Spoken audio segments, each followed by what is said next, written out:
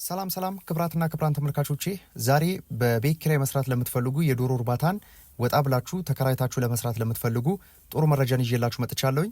ታዲያ በዚህ ቪዲዮ ከምንመለከታቸው ርዕሶች ውስጥ ማጠቃለላቸው የመጀመሪያው ለስንት ዶሮ የሚበቃ ቤት ነው በምን ያክል ገንዘብ የምናገኘው? ለምሳሌ ለ1000 ለ500 ለ1500 ለ2000 እነዚህን ጠቅሰን በደንብ እናያቸዋለን። በወር ምን ያክል ሊከፍሉ እንደምትችሉ። ሌላው የቤት ኪራይ አከፋፈላችን እንዴት ነው? በአንድ ጊዜ 3 ወር ነው የሚቀበሉን? በአንድ ጊዜ በየወሩ መክፈል እንችላለን? በአመት ነው የሚቀበሉን? በ6 ወር ነው የሚቀበሉን? በ2 አመት ነው የሚቀበሉን? አከፋፈሉ እንዴት ነው? እሱንም በደንብ ነግራችኋለሁ። ለእናንተ የሚመቸውንም አይነት መንገድ ነግራችኋለሁ። ከዚህ በተጨማሪ አንዴ ከተከራየን በኋላ ስራውን በደንብ እየሰራን ባለንበት ሰዓት በመሃል ተነስተው ልቀቁ ቢሉን ይቻላል ወይ? ዶሮቹ ገብተው እየጣሉ ባለበት ሁኔታ ልቀቁ ብንባል እንዴት ነው የምናደርገው? ልቀቁ ማለትስ ይቻላል ወይ? አሰራሩስ እንዴት ነው? ይሄ ነገር ስጋት የሚፈጥርባቸው ብዙ ሰዎች አሉ። ተከራይቶ መስራት ላይ ስራው ለምዶልናል፣ ስራው በጣም ጥሩ እየሄደ ባለበት ሰዓት በመካከል ግን አከራዮች ቤቱን ፈልገውት ሊሆን ይችላል፣ ሊሰሩበት ሊሆን ይችላል፣ ሌላ ዓላማም ሊኖራቸው ይችላል። ሊያስለቅቋቸው የሚችሉበት ሁኔታ አለ ወይ? እንመለከታለን። ሌላው ቤቱን ስንከራይ፣ የዶሮ ቤትን ስንከራይ ግዴታ መሟላት አለባቸው መሰረታዊ ናቸው የምንላቸው ነገሮችን እንጠቅስላችኋለን። በጣም መሰረታዊ የሚባሉ ማለት ነው።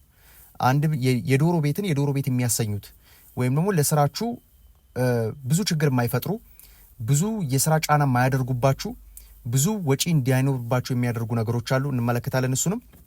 ከዚህ በተጨማሪ በየትኛው ማቴሪያልስ የተሰራ ነው በጣም የተሻለ የሚሆነው?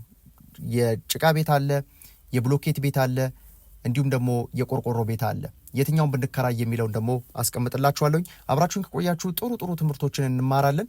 በግልም ደግሞ እንደምታውቁት እንግዲህ ወደኛ አካባቢ መጥተው የሚሰሩ አርቢዎችን ስለምናቋቁም ቤት ኪራይ ከኛ አድርገን፣ ያ ማለት ቤት ኪራይ እኛ ያለንበት አካባቢ ለክትትል እንዲመች አድርገን ወደኛ አካባቢ መጥተው እንዲሰሩ ስለምንጋብዛቸው በዚሁ አጋጣሚ እንግዲህ ብዙ የቤት ኪራዮችን ስለማቅ ብዙ ሰልጣኞችን ቢሆን እንዲሁም ደግሞ አብረው ሊሰሩ የመጡ ሰዎችን በማደራጀት ብዙ ልምዶችን ስላለኝ አብዛኛውን ከልምድ አንጻር እነግራችኋለሁ። ይህንን ቪዲዮ ከልምድ አንጻር ያው ሳይንስ ተኮር ነገር ስለሌለው ስለ ቤት ኪራይ ማለት ነው። ነገር ግን ቤቱ ምን ማሟላት መቻል አለበት የሚለውን በደንብ ግልጽ አድርጌ የማጋራችሁ ነው የሚሆነው። ለዚህ ቻናል አዲስ ከሆናችሁ የሰብስክራይብ ምልክቱንና የደውል ምልክቱን መጫናችሁን እንዳትረሱ።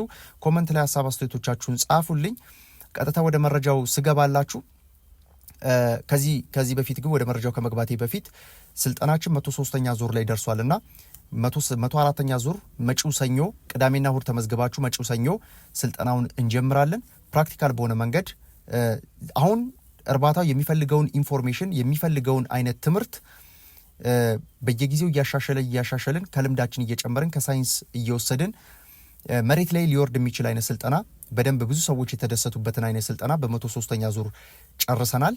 ስለዚህ 104ኛ ዙር ስልጠና ዱከም ላይ ይሰጣል። መታችሁ ስልጠናውን ብትካፈሉ አቅጣጫ ቀያሪ የሚባል ማርሽ ቀያሪ ነው የሚባለው እንደዛ አይነት ስልጠና ነውና አይን ከፋች ነው።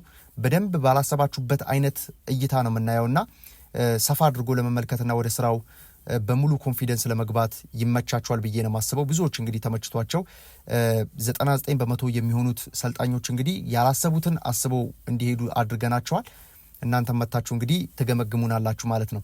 ወደ መረጃው ልምጣላችሁ።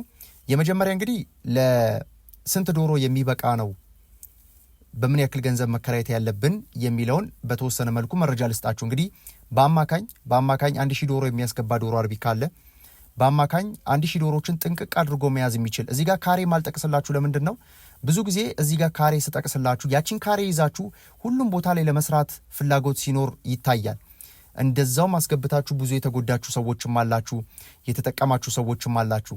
ነገር ግን እዚህ ጋር ካሬ ሲቀመጥ ለሁሉም አካባቢ አይደለም፣ ለሁሉም አካባቢ ብቻ አይደለም። ለምሳሌ ከዚህ ቀደም እንግዲህ በተደጋጋሚ ምሳሌ የምሰጠው በጣም ሞቃታማ ቦታ አዳማ አካባቢ ብንወስድ፣ በጣም ቀዝቃዛማ ቦታ ደግሞ አዲስ አበባን ብንወስድ ወይም ደግሞ በአዲስ አበባ ዙሪያ ያሉ አካባቢዎችን ብንወስድ ለሁሉም ቦታ እኩል አይደለም ይሄ ነገር የሚሰራው። ለምሳሌ ለ1000 ዶሮ በአዲስ አበባ ዙሪያ አካባቢ ላይ 115 ካሬ እስከ 118 ካሬ ይበቃል ብዬ ባስቀምጥ፣ አዳማ አካባቢ ግን በዚህ ካሬ መስራት አይቻልም። በትንሹ ከ140 ካሬ በላይ ያስፈልጋቸዋል። ከ140 ካሬ በላይ ያስፈልጋቸዋል። ወደ 143 ካሬ አካባቢ ያስፈልጋቸዋል።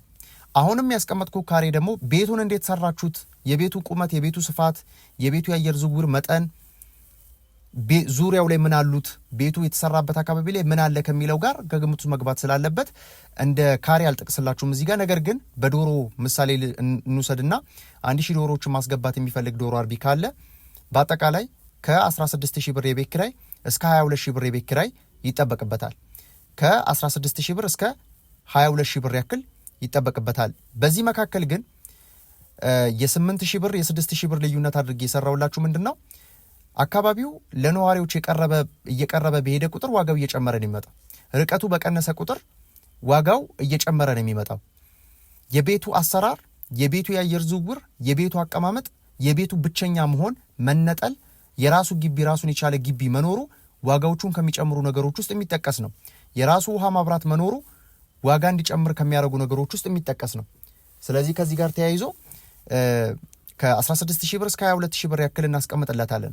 እንዲሁም ደግሞ 500 ዶሮዎችን 800 ዶሮዎችን ማርባት የሚፈልግ ሰው ካለ ደግሞ በእርግጥ አሁን ላይ ለ500 ዶሮዎች የቤት ኪራይ ለማግኘት ቢቸገርም ከ500 እስከ 800 ዶሮዎችን መያዝ የሚችል ቤትን በአጠቃላይ ከ12000 ብር እስከ 14000 ብር ያክል ይከራየዋል።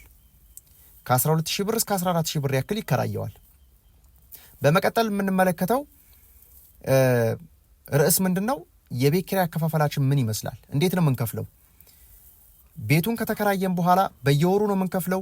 በየ2 ወሩ ነው የምንከፍለው? በየ3 ወሩ ነው የምንከፍለው? በየ6 ወር ነው? በአመት ነው? እንዲሁም ደግሞ ዶሮዎቹ እስኪወጡ ድረስ እስከ 2 ዓመት ድረስ አንዴ ይቀበሉናል የሚለው በመጀመሪያ ደረጃ ኪራይ የሚሆነው እንደየውላችሁ ነው። ለምሳሌ ውል በተመለከተ አንድ ዶሮ አርቢ በየ3 ወሩ የመክፈል አቅም አለኝ ብሎ ወደ እርባታው ከገባ የ6 ወር ውል ያደርግና በየ3 ወሩ ይከፍላል። ከ6 ወር በኋላ ግን ውሉ ይጠናቀቅና በአዲስ ስምምነት ታደርጋላችሁ ማለት ነው። አንዳንድ ዶሮ አርቢዎች ደግሞ የ6 ወር መክፈል ይችላሉ ያሉ ከሆነ የአመት ውል ያደርጉና ይንቀሳቀሳሉ። የአመት ውል የ6 ወር ክፍያ ይሆናል ማለት። ስለዚህ ክፍያው የሚሆነው በየ6 ወር ይሆናል ማለት። ገና ቤቱን ስትረከቡ የ6 ወር ትከፍላላችሁ። ከ6 ወር በኋላ ደግሞ የሚቀጥለውን 6 ወር ትከፍላላችሁ። አመት ውል ይጠናቀቃል ማለት ነው። ከዚህ በተጨማሪ ደግሞ የዶሮዎቻችን እስኪወጡ ድረስ ያልተጻፈ ህግ የሚባል ነገር ደግሞ አለ። ያልተጻፈ ህግ እንዴት ነው የሚሰራው? አንድ ዶሮ አርቢ እንቁላል ጣይ ዶሮዎችን ካስገባ እስከ አመት ከ6 ወርና ከ8 ወር እንደሚሰራ ግልጽ ነው፣ ይታወቃል። አንድ ዶሮ አርቢ አንድ የቤት አከራይ ወይም ደግሞ የዶሮ እርባታ ሼድ ያለው አከራይ ከዚህ ቀደም 2ና 3 ያከራይቶ ከነበረ ያልተጻፈን ህግ ያውቃል ማለት ነው በውስጥ አዋቂነት። ስለዚህ አንዴ ሲያከራያችሁ እንቁላል ጣይ ነው ካለ ያን ያክል አመት እንደሚቆዩ ይታወቃል ማለት ነው። ስለዚህ አመት ከ4 ወር ውል ታደርጉና የ3 ወር ክፍያ ታደርጋላችሁ። ክፍያችሁ በየ3 ወሩ ይከናወናል። ግን አመት ከ6 ወር ውል ታደርጋላችሁ ማለት ነው። ይሄን አይነት አሰራር አለው። በጣም የተለመደው እኔም የምጠቀምበት አይነት መንገድ የኔንም አርቢዎች ደግሞ መተው በጣም በጥሩ በራስ መተማመን ስራውን እንዲሰሩ ለማድረግ ይሄንን አይነት ዘዴ ይጠቀማሉ። ስለዚህ አርቢዎች የ6 ወር ውል ማድረግ የአመት ውል ማድረግ ሪስኩን በጣም እየጨመረው ነው የሚመጣው። አንደኛ ከዋጋም አንጻር፣ ሁለተኛ ማስለቀቅ ከመቻላቸው ጋር ተያይዞ የሚጠቀስ ነው ማለት ነው። ስለዚህ ቺን አይነት መንገድ ብትጠቀሙ በጣም የተሻለ ነው። ሌላው አንዴ ከተከራያችሁ በኋላ ስራው በጣም በጥሩ ሁኔታ እየተሰራ ባለበት ሁኔታ ላይ ዶሮቻችን ጥሩ ኮንዲሽን ላይ በነበሩበት ሰዓት ላይ ተነስተው ሊያስለቅቋችሁ ይችላሉ ወይ? ተነስተው ሊያስለቅቋችሁ ይችላሉ ወይ የሚለውን እንመልከት። ይሄንን ጉዳይ ስንመለከት አንድ ከግምት ውስጥ መግባት ያለበት ጉዳይ ምንድነው? ውል የሚባል ነገር አለ። ውል ተዋውላችሁ ነው ወደ ስራው የምትገቡት። ስለዚህ በውላችሁ መሰረት ነው የምትንቀሳቀሱት እንጂ ይሄ አንዴ የሚያስጀምራችሁ አንዴ የሚያቋርጣችሁ በመሃል የሚያስቀጥላችሁ አይነት ጉዳይ አይደለም። ስራ እስከሆነ ድረስ ገንዘብ ተቀብሎ እስካከራያችሁ ድረስ መልቀቅ አለባችሁ፣ በዚህን ጊዜ ግዴታ መልቀቅ አለባችሁ የሚባል ነገር የለም። አሁን ግዴታ እንዲያስለቅቋችሁ ከሚያደርጉ ነገሮች ውስጥ ሁለት ነገሮችን ልጥቀስላችሁ፣ ከአከራዩ ውጪ ማለት ነው። አንደኛ የቤት ፈረሳ ነው። ሁለተኛ ነገር ደግሞ ሽታ ነው። በእነዚህ በሁለቱ ግን ባልተጻፈ መንገድ ውል ቢኖራችሁም ባይኖራችሁም በመንግስት ደረጃ ልትለቁ የምትችሉበት ሁኔታ አለ። በእነዚህ በሁለቱ ምክንያት። ከነዚህ ውጪ ግን አርቢው ተነስቶ ስራችሁን ቀጥሉ፣ ስራችሁን አቁሙ ሊል የሚችልበት ቤት ፈልጉት መልቀቅ አለባችሁ የሚልበት አሰራርም የለም፣ አልተለመደምም። በዚህ ህጉን ብቻ አይደለም ህጉን እናንተም ልታውቁት ትችላላችሁ። ነገር ግን ደግሞ አሰራርም እስካሁን የተለመደበት አይነት መንገድም አይደለም። የስጋ ዶሮዎችን ብታስገቡ አንድ ዙር ሰርታችሁ ታወጣላችሁ ቤቱ ከተፈለገ። የእንቁላል ጣይ ከሆነ አንድ ዙር ሰርታችሁ ታወጣላችሁ ቤቱ ከተፈለገ፣ ወይም ደግሞ አከራዩ ሊያስለቅቃችሁ ከፈለገ ማለት ነው እንጂ ዶሮዎቻችሁን ፒክ ፕሮዳክሽን ላይ ከ8 ወር በኋላ ወይም ደግሞ ከ6 ወር በኋላ ወይ ከ4 ወር በኋላ ልቀቅ የሚባል አይነት አሰራርም የለም። በህግም በእንደዚህ አይነት መንገድ አይደለም ማለት ነው። ስለዚህ ይህንን እንደ መሰረታዊ ነገሮች መያዝ አስፈላጊ ነው። ሌላው ቤቱን በምንከራይበት ሰዓት ቤቱ ሊያሟላ የሚገባው በጣም ወሳኝ የሚባሉ ነገሮች አሉት። የመጀመሪያ ቤት ውስጥ ውሃና መብራት ሊኖር ይገባል። ስቶር፣ የሰራተኛ ማደሪያ፣ እንቁላል ማስቀመጫ፣ መኖ ማስቀመጫ ሊኖሩት ይገባል።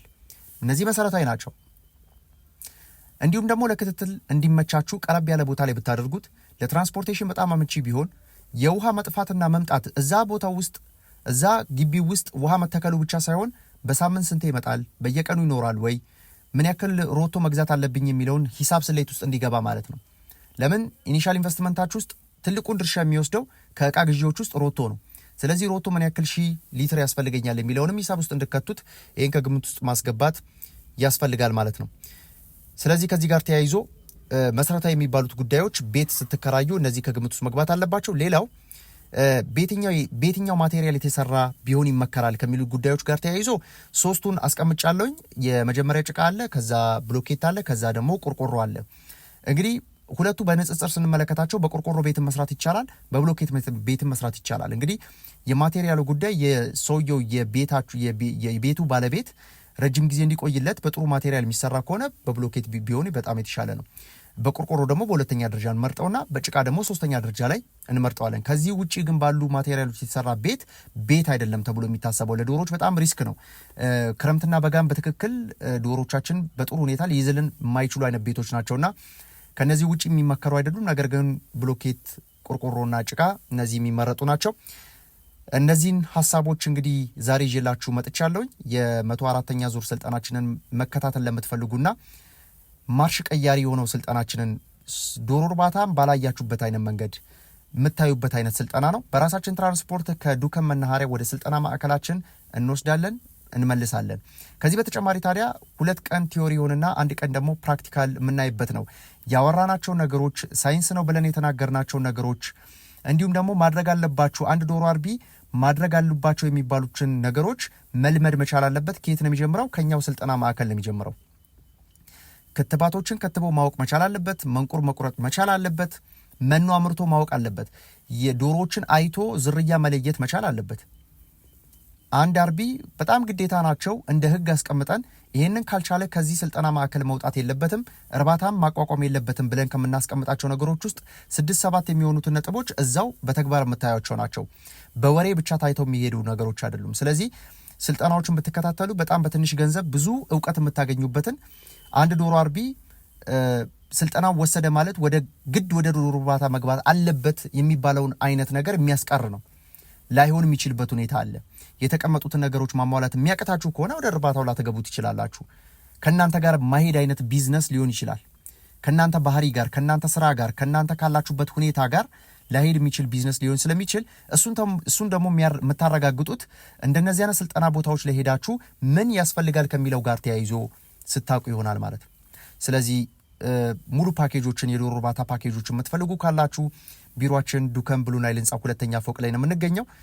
እዛ መታችሁም እንግዲህ የተለያዩ ምርትና አገልግሎታችንን ማግኘት ትችላላችሁ። ጥሩ ማማከር ከጥሩ ባለሙያዎች ጋር ማግኘት ትችላላችሁ።